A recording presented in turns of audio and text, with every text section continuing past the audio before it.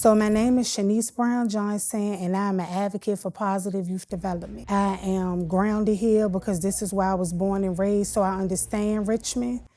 It means that I feel like I have a place of belonging here because my family have set like some tones in the city and different things. I love Richmond. Like, people see Richmond as a place of like an extended opportunity for them. I see this as a home-based opportunity for people to thrive. And if we could just turn Richmond into more of a community-based way of thinking, we could be like the dopest city ever. I think when you talk about rebirth, that's a way different than a transition. When I think of rebirth of Richmond, I think about wiping the slate clean of everything, of all the injustices, of all the racial inequities, the lack of opportunities. When I think about the rebirth of Richmond, I think about starting a reset button where like everything is equitable for everybody. You have, I can see it. Like, you have the opportunity to create an awesome life for you and your family. Like, you have an opportunity to lay things down here generationally so that when you gone, your family's still thriving off of it. I think that when you talk about the rebirth of something, you have to take all the old ideas and all the things that have been planted and not transition them into nothing better, like rebirth them, like wipe the slate clean and let's start all over with everybody on the same playing field. I was talking to this young man the other day, and we were talking, and I said the two things that will remain the same when you make a bad decision, that is, you will face some kind of punishment. And the only way that you can retrain punishment or people's, ways of thinking is to educate them. I feel like if we educate Richmonders on what they really are and the things that have been put in place by other people before certain things took place, that we got the opportunity to just create like a whole different movement for how people live here, how people thrive here, how people love each other here. When you think about it, I think it comes from like Black Wall Street back in the day. So like if you Google like Eggleston's and like Lee Street, the Hippodrome Theater, like Black people dressed up nice. They did things as far as entertainment. Even though they were like put in small spaces and limited to what they could do, they've always showed out with like their gifts and talents. And when you talk about young people and artistry, it even goes farther than that. Like, I know kids that's creating like whole clothing lines, creating hair salons out of their house. Like, the generation here is like really showing and portraying the little tidbits that have been left behind. And I think that this generation is just picking all of that up. It's already been laid here for the people before us. And it all started with like things that took place on 2nd Street. The Black Wall Street, I think, is what they call it, of our community. And I think kids now are just picking those nuggets up and they're not afraid to express themselves. Like, Richmond is a city of intriguement. When you really visit this city outside of like shopping and you get down to like what has been placed here, what has taken place here, what has come before us, it's been like a lot of dope stuff that come through Richmond. And Richmond is portrayed as like one of the top cities for crime and all of that, but because that's what they show you. They don't show you all the love that people have here. Like, we show people love here, even when people come here to visit. Like, we show love. It's love here. It's a lot of love here.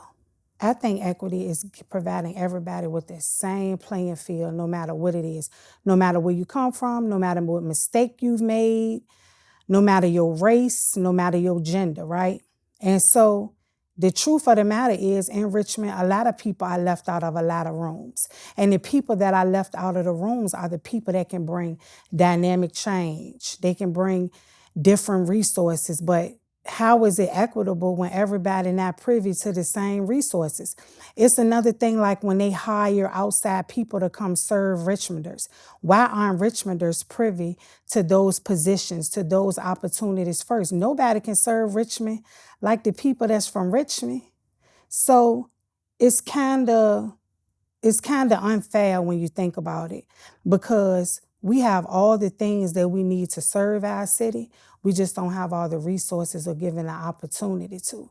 So it's kind of hurtful sometimes when you be in the streets putting in work and serving your community, and nobody really knows what you do, but the people in the community know what you do, and then you bring an outside person in that doesn't even know anything about Richmond, and they get the resources. Just, how is that equitable? How is that equitable? Imagine if you just took kids from school for a week and their subject was Richmond, and you showed them all the in-depth things that have happened here, all the opportunities that are available here, but then you show them how to access the opportunity. Imagine what that would do. The problem with youth is they feel like they have no hope because people are always speaking for them. Brown and black kids don't need you to speak for them. They need you to give them the resource and opportunity so they can do it themselves. These kids in Richmond, they want better. They want to be a part. They're just never in the rooms to get their voices heard. And they feel like don't nobody care. I can take you right now to a room full of 30 kids and you can have a conversation. And they can tell you about how they feel like their current situations remove them from opportunities. Some kids don't even feel comfortable enough going in a room and speaking about what they know about, like to the 1,000th power, because they said people make them feel like that they don't matter and that they're ignorant, and that's not the case. Richmond kids is so dope. They got so much talent, and as much violence that takes place here, there's also a million relationships that take place here amongst young people that live in the North, that live in the South, that live everywhere. They just need a space to thrive. Unfortunately, thriving don't take place at the home front. It just doesn't. But if you could give these kids a tangible, equitable opportunity, they'll blow everybody's mind. But until then, they'll keep blowing people's minds because they're never given the opportunity to truly thrive. When you sit in a group of kids and you're not even like really letting them know that you're listening to them, they tell you everything they want to do. But the fact of the matter is the lack of opportunity makes their life stay on the same track of like generational suppression. The one thing this city does not have is a lack of resources and a lack of funding. The problem is the lack of brown and black people being able to get in the room. Because if half of this funding you give to people that know about the community, it'll stop a whole lot of things that are happening. So why would you let me in a room when you know I could be the most powerful piece of the puzzle and create true change? Why would you let me in the room? But that's the problem. That's the only way that our city is going to get better, is when you allow people to be able to serve their community the way the community needs to be served. You are most qualified to help the person you used to be. You cannot serve Richmond and you cannot serve the youth in Richmond if you really cannot understand who they are, where they come from, what they are dealing with, and where they want to go. It's like getting in your car with no GPS and no gas. I think we could do two things. I think the first thing is we have to go in the community and re-educate our people on who we are. Because along the way, we have forgotten who we are. And we also need to know whose we are. And I feel like if it's other black and brown organizations that have already set the mark for themselves and they know how this realm works and they know different things that you do that you need to do, I feel like they should go back and pull those people up. I feel like it need to be non-judgmental, pure-hearted connections with people that really like doing this work and have the same goal of serving Richmond. And I think it needs to be a time out for the do-gooders and the people trying to tell certain people, organizations what to do. It's not that you don't know what to do. You just need to know exactly how you should be doing so it can benefit like a greater group of people. I just feel like we need to be educated on the right things to do. And I think that when you do collaborations, it doesn't need to be a personal agenda. It need to be a community agenda. And so you do that by educating whole classes, vet different organizations, pair them with people that have like the same missions. If not, we just keep recirculating money but not creating a change. That's another big thing that happens when certain people are not in the room. Everybody gives you like a crumb and expect you to spread the crumb out. You can't spread the crumb out, but so much it's a crumb. We are never really given a big opportunity that can provide several other opportunities or any sustainability. Because if you gave me a life-changing generational opportunity, I done just took some of my needs off your plate and I could provide for me and my own lineage. But it's hard to do that when you're never really given the opportunity. I think people confuse Band-Aids for stitches. It don't work like that.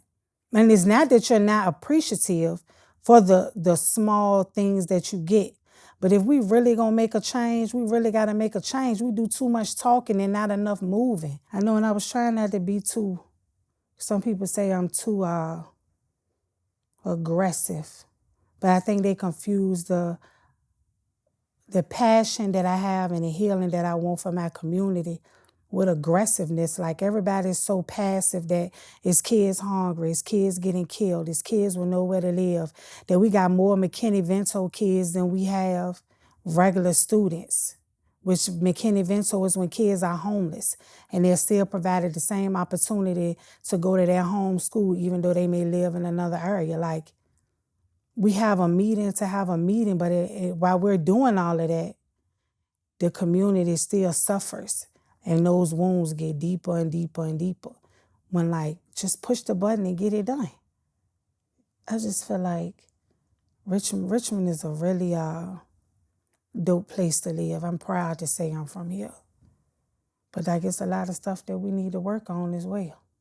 In the next 5 years, I would like to see Richmond bustling with a whole bunch of small businesses, that there are no more chain services here. Like, we have some people that have their own Target concept, their own grocery store, their own bank. Like to the entrepreneurship is just through the roof. I would like to see in 5 years that all the beef that we have in all the housing communities, that is dissolved, that they all understand that like, that's just where you live, that's really not who you are. In the next 5 years, I want to see my local government look like me. I want people in local government that really understand what it is to struggle, to be Black, and really understand the responsibility that comes with all the politics and how that really affects people. And in the next 5 years, I hope that everybody in Richmond, no matter what you are, no matter what your race is, that everybody has a living wage that they can take care of their families. And the last thing I hope to see in the next 5 years is that the judicial system has a different outlook on brown and Black boys, because they are basically raised to go to prison when you think about it. If you just take a deeper dive into where they come from, what they see, and all of that, I hope that in 5 years that Richmond creates like a serious alternative sentencing instead of sentencing our young brown and Black boys to all of that time in prison. I think if we collectively do all of that, it will be rated the top city in the nation. More artistry taking place, more love. Like, we'll have a different transportation system that will create like a flow of transportation, like back in the day when Cavalier used to be on Broad Street and you just had people like mingling I feel like it'll be safer. I just feel like it'll be just like a breath of fresh air. Like you can really enjoy the space where we live.